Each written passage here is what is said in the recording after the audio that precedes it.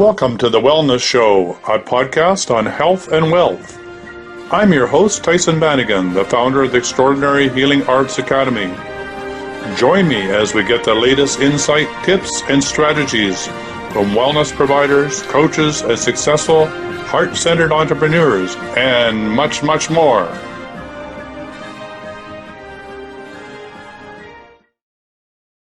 Of being in the world, right? Individually, whatever. However, if it's one dominating another, then it's no different than slavery. If it's an adult with a child, or if it's anybody in a dominant relationship that has control over another, like a casting director with an up-and-coming movie star, or there's any threats or abuse, or it's used as manipulation for control, or it's used to actually to co-opt energy for satanic rituals, or even includes rape and murder. This is the really dark stuff, right?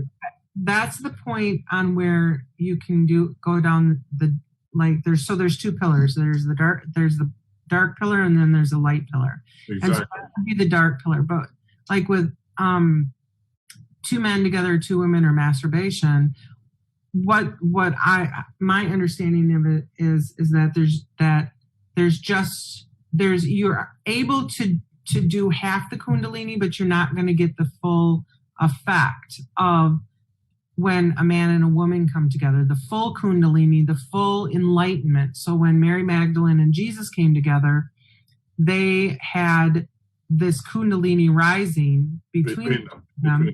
So then when he went to the cross and went into the cave for 3 days, during that time, then he had the energy then within the Kundalini rising then to rise up again. However you view that, I'm not going to get into that because that's very controversial as well.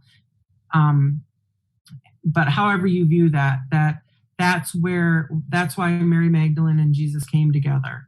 And Mary Magdalene speaks through Tom and Judy in this book. I think Tom is the one that's channeling, though, correct? Yeah, it is Tom. Tom says, I'm a overweight, fat guy, and here I am channeling Mary Magdalene, right? Who's a very feminine. And he said, I really had a hard time coming to reconciliation with that, but that's what Mary Magdalene wants. She chose him.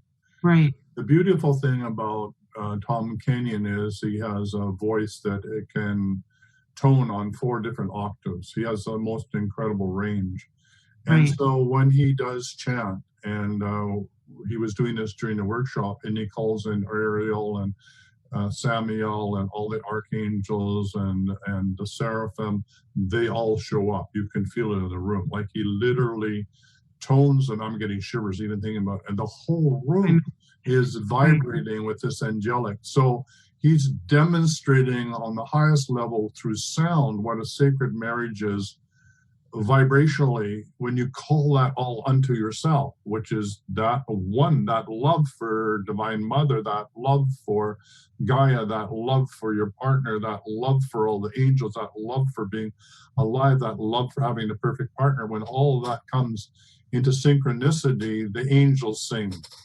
I don't know how else to describe it. The whole universe sings with you. That's the music of the spheres that they talk about, right? That's the sacred union.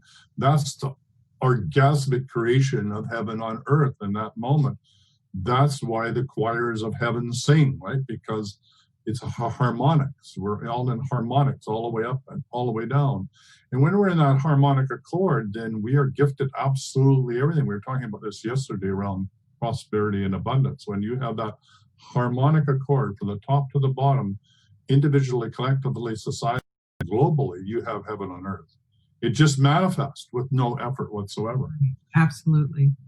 So I loved what you said, by the way, because you got to the point without it being controversial, and that is, yes, you do have an orgasm, and yes, you can have a Kundalini explosion in each one of you, from man to man or woman to woman, but you don't have it between you.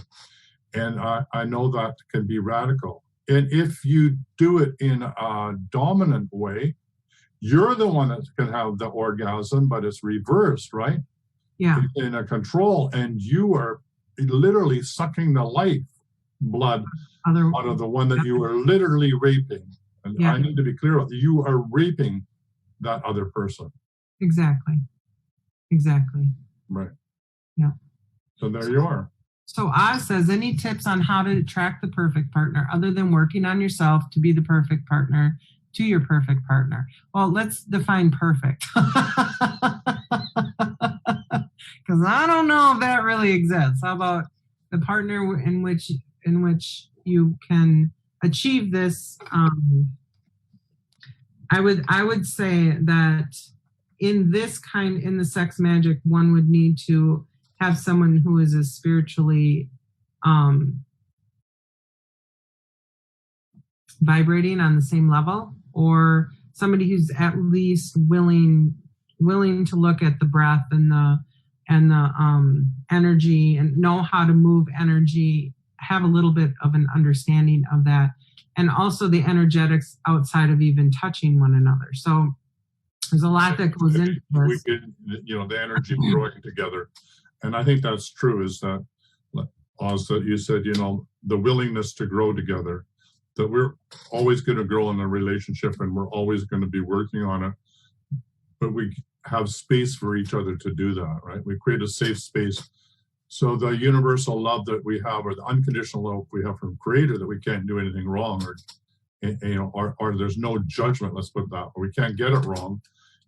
If you can bring that into a relationship, and I know it's very difficult because we get very judgmental and think, well, you should be doing it this way or that way or whatever. But if you can have that unconditional respect for your partner, that they're need to do into being the best that they can in every moment, and let each other off the hook, then we can grow together, and that divine marriage can evolve, right, as we learn how to do this together. So it's an eternal dance. A divine marriage is a dance. Mm-hmm. Mm-hmm. Sometimes one person is leading, sometimes the other person is leading. And sometimes you're walking side by side at the same time. That the majority of the time. But you're right, sometimes one leads more than the other. Sometimes someone needs to. Let's say there's a death like my father died. Then the other person would take the lead and hold you up during that time, be your support. Right. Yeah, and I think the important thing is, there's an equality. The important thing is there's an equality there. There's a dance. When one is up, the other's down, and when one is down, the other's up. But there's always there that you're supporting. If the relationship has turmoil in it, there's nothing wrong with it. And I love the book called The Sacred Marriage. The Marriage Between Two Zones. And see if I can remember who that is. But if you just Google The Marriage Between Two Zones, it's talking about many, many relationships out there where one is helping the other, sort of has a hand down to help the other person rise up, and is usually on a spiritual, emotional, or psychological level. And so it's in that type of relationship, one is dominant spiritually and helping the other evolve, but then when the other evolves to the level of the person that assists them, then that marriage will be dissolved. And that person who has been raised to that level will turn around and help the next person come up to that level. So it's sort of like an infinite chain all the way down. And there's nothing wrong with those. I've been very fortunate where I've had, many, many of those relationships, and every one of them was amazing because I learned so much from them, right? And every one of them that was blessing. I don't talk about X's and Y's and Z's. I loved every one of them, and every one of them there was lessons to learn. When we get to the sacred marriage, there's less lessons to learn. You're not looking for the lesson. There's just that harmonics of trying to figure that out. And do I have a perfect relationship with my sweetie? No. I still look at, oh my goodness, that wasn't very nice the way you did that. Or, it's a work in progress is what I'm trying to say. But if it's hot and furious and there's arguments, it ain't a sacred marriage. It can be wonderful. It can be beautiful. You can learn lots from it, but it has a beginning and a middle and an end. That's my experience, right? I agree completely. 100%. Now this, so a sacred marriage is not hot in that sense. It can have hotness in it, but it's not screaming hot. It's the middle way, right? You Absolutely. generate the heat between you, but you're not running around chasing each other through the house naked. Mm-hmm. At least that's not my experience. Maybe if it is for others, go for it, right? It's wonderful. So there was also the question of I think it came up on the screen, of the twin ray. Yeah, twin rays are sort of like two peas in the same pod, like twin rays from the same ray. It gets difficult.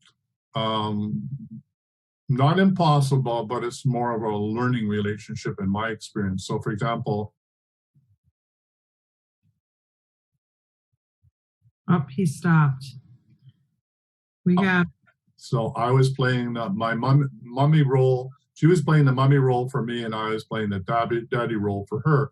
And we learned a lot from that, but it was not a quiet relationship, let me tell you.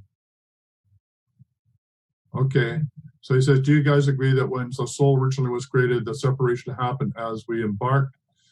I don't know. I think we're multi-dimensional beings with multi-dimensional souls, and there can be more than one soul in one body. So I don't think it's just a bifurcation of of an oversoul into male and female. It may be. I mean, people want to think that it's a twin flame, that I have a carbon copy of me somewhere on the planet, and I need to go find it. My experience with twin flames is they're not necessarily born at the same time, and when you meet each other, can be a lot of sparks, because it's like looking into a mirror 24/7, 365, and you see both the light and the dark. And most of the time, we can't handle the dark. We can't handle the unresolved part within inside of ourselves, or we'd be overwhelmed. So having a soulmate show up and reflect that back to you in the moment can be just devastating.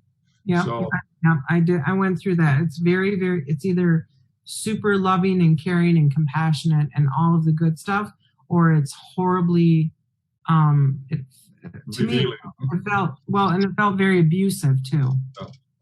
So, I'm glad that one's over. But I'm not a big one on the twin flames, soulmate, blah, blah, blah, the Western glorification of all of it, and the way that people kind of simplify it. I think it's much more, it's a much more spiritually based thought that has been when am I going to meet my soulmate? Girl, are you sure you want to meet your soulmate? Like what Tyhson just said, now you have to meet your dark side and your light side. And like I said, when I met mine, oh my Lord, it was like. Yeah, I don't know if that's a soulmate or a twin flame. I mean, I can't get them all straight. But I don't think that there's a difference, honestly. I don't. Right. I don't think there's a difference. I think you're right on with the whole point of that there's going to be somebody that's going to walk next to you, and that it's easy. It's easy. And you, of course, are still learning stuff together, but it's not volatile. Yeah, I mean, let's back up. Lewis was saying, that they were, Mary Magdalene and Christ were twin rays. They weren't soulmates. That could be true. But sorry? Where did he said, I have learned that Jesus and Mary Magdalene. Where? And I'm asking, who told you that? Where did you learn this? So I want to back up a bit, and I just want to talk about the sacred divine for a while, because I really love Mary Magdalene, and she comes from the lineage of Isis. So I want to talk about Isis for a moment, and that is that one of the ways in which to control people on a planet, we will name any planet, but I'm really talking about planet Earth, but let's talk about planet whatever, right? If you want to control people on a planet, the first thing you want to mess up is their sexual relationships. Because if they get their sex right, then they have the royal road back to enlightenment. Right. But if they're enlightened, they're sovereign human beings, I can't control them. So I got to mess up their marriages. I got to do whatever I can to divorce them from each other, from their sacred union, from their family, and from their loved ones. I have to make this my agenda. And I have to do it. And I have to also make sex as something that's nasty or dirty or something you do under the bed covers, or you do it with your clothes on, or whatever your religious beliefs are, right? Or you in some traditions, you cut a hole in the sheet because you can't see the naked body, right? So there's all sorts of bastardization of all of this about who we are in our naked body, because sex is naked. It's exposing our souls to each other. So it can get really difficult. So in the Isis tradition, if we go back through Egypt and back to Atlantis and Lemuria, it was never something that was taken for granted. So we don't talk about sex in school except you need to use a condom, right?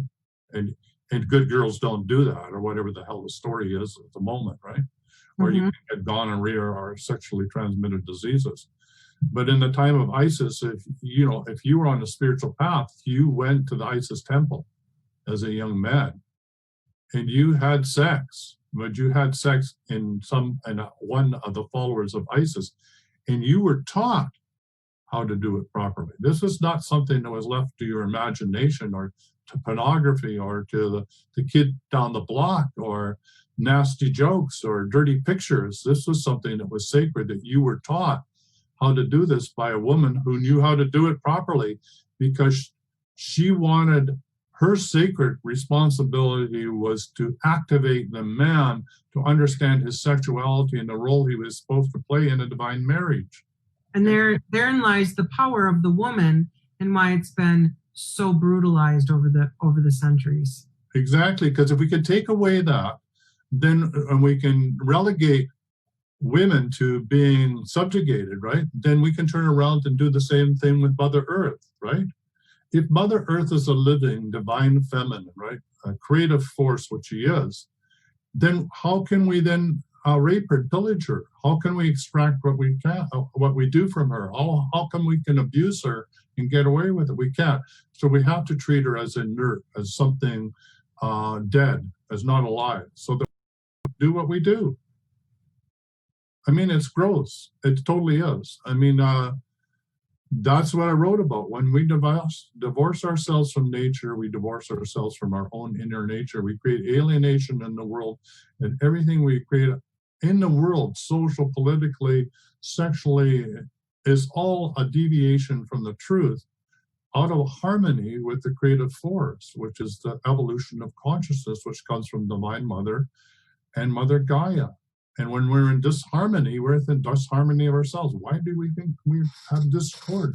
Why do we have volcanoes? Why do we have why do we have craziness on this planet? Because we're not aligned with the evolution of consciousness. So this is me. This is where this was the message as an environmentalist. But unfortunately, and I know Laura would like to do this, to slap people around in a loving, compassionate way, or shake them Not away. really. I just want to smack them really hard. Anyone that knows that. Easy, Laura. Easy. So I just found as an environmentalist, I couldn't do that. I mean, people just wouldn't wake up, and they didn't want to listen to me, and they certainly didn't like me slapping them around. So that's why I gave up being an environmentalist. It was too hard on my soul, right? I felt all of this. So that's why I went into personal transformation, because there people come to me because they want to change. They want change in their lives. They're not satisfied with how they're showing up or what's showing up in their life. They're ready for change. And if they ask, then I can deliver, right? If you don't ask, I can't answer, right? It's none of my business. I can't go around and tell Laura, hey, Laura, did you know blah, blah, blah, blah, blah. Unless Laura asks me, it's none of my business. So that's why we have this show, and this is why we allow you to phone in. Is you ask us, we're compelled to answer to the best of our ability. We're not saying we have the right answer, but we're saying at least we have an answer that you can say, that sounds good to me. I'm going to try that out. You can go find the guide. Or maybe it'll spark something within yourself so that you can find the answer within yourself anyway, because we teach people to fish. We do not fish for you. At least. All right, so the line is open if you want to jump on and ask us some questions. So I know we got 31 things in the chat, so I don't know. I don't have the chat open. maybe I should. So Laura, are you managing the chat? I want to read what Oz has here because this is interesting. What would you work on if your past relationships have a repeating pattern on being cheated on, betrayals, and abandonment? Although you are very honest and loyal, because that's not where your area of healing needs to be. Why do you attract such a pattern that makes you feel worthless? To teach yourself self-worth? Well, if you feel unworthy, then betrayal and abandonment vibrates at the same level. So, and cheating vibrates at the same level. Does that make sense? So, like, if you're loyal and honest, isn't the loyalty and the honesty isn't vibrating at a stronger pattern than your negative patterns of self-worth. So if every time you think of falling in love, you get painful, your whole body gets pain in it, and you just want to cry and be like, nobody will ever love me, and my life sucks, and everything sucks in my life, around relationships. Remember that your thoughts and feelings are what you send out to the universe and what you'll attract back to you. If you have self-love, if you love yourself unconditionally, if you feel like if you have self-worth, if you have self-confidence, and have worked through the majority of those issues, then you'll rise above that, right, and you'll attract a relationship where a man won't cheat on you. There'll never be betrayals or abandonment, and you'll meet them at the same level that you're at. But as long as you stay in this victim mentality, that's what you're going to attract is that same vibration, because the universe doesn't know the difference between I hate myself and I want to abuse her and I'm angry within myself. Yeah, the universe is going to deliver the vibrational frequency. Welcome to the Wellness Show, and this is a bit of a recap because we had technical problems this morning, and we just wanted to check all the software and let you know that we are in the process of learning how to broadcast and simulcast both to YouTube and to Facebook, to all of our closed Facebook groups, and also to multiple pages. So this is another test, and we hope that you enjoyed the show today. It was an exciting one. We were talking about the sacred divine marriage, and I think we got 20 minutes of it recorded, but unfortunately, the last part of the show, the last 20 minutes or half an hour, is gone. So we might have to do a repeat of that because it was an awesome show. So we're live every morning, Monday to Friday, 8 a.m. to 9 a.m. Pacific time. Come and join us. You can phone in toll free. In North America, 1-866-369-7464. And just to let you know, every Friday, there's a class, and this class today is your I am present. So once you've learned how to clear yourself and take back your personal power by using the deep clearing protocol, the next step is to install or to manifest or create or bring into existence that which you want to manifest in your life. So I've created 101, or gathered together 101 statements that you can use to manifest what you want to show up in your life. And so that course will be at 10 a.m. Friday. If you want to jump in, you go over to the Academy and sign up. Just to let you know, June is the opening day for multiple courses that I teach. The first course is that's available is a 3-month course. It's every month. There's 2 group sessions, 1 hour each, and it's the Distant Healing Certification Program. It's a 3-month program at $333 US. The next one is a Master Dowsing and Energy Healing program. That's a 6-month program at $333 US. And it's about to open as well. And last year's class will continue in this year. So it's a great group to come and learn how to do master dowsing and energy healing.